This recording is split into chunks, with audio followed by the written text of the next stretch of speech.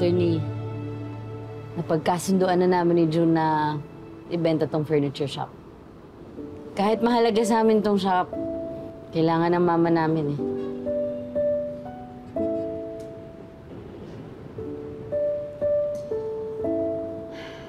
Bunso, kahit galit ako noon, hindi mo kasalanan yun ah. Sorry. Ako dapat na mag-sorry sa'yo, ate. Iniwan kita. Ate, pareho ko naman mahal sila mama at papa. Kung may choice lang ako na mag-stay, gagawin ko yun. Hindi ko man sinasabi, na-miss kita.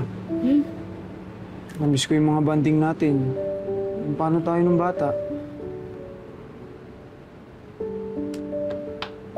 May aaminin ako. Yung mga kondisyon para makuha niyo yung dalawa yung mana ng tatay niyo ay hindi totoo. Ano? Ginusto lang niya na magkasundo kayong dalawa bago niyo makuha yung mana niyo. Actually, meron siyang naipong pera sa bank account niya na paghahatian yung dalawa base sa totoong last will niya. Sana sinabi mo na yun noong umpisa pa, Attorney. Sorry. Nag-away mo pa kami, attorney, oh. Yun ang request ni Fidel. So, I guess, hindi niyo na kailangang ibenta tong shop para sa operasyon ng mama niyo?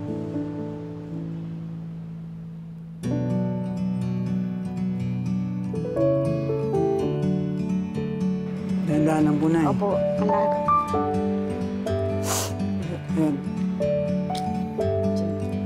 Itag lang. Ito na lang po.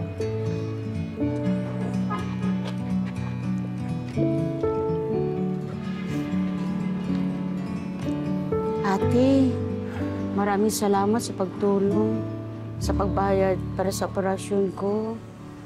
Alam ko, galit ka sa akin dahil iniwan ko kayo. Salamat talaga, anak, ha? Aminin ko po sa inyo, ma. Nakaramdam po ako ng galit. Lalo na nung kinuha niya. Pero, na-realize ko din naman po na hindi po maiiwasan sa mag-asawa yung hindi pagkakaintindihan, di ba? Mak. Okay na yan, Mak. Namata na. Naintindihan ko na po kayo ngayon.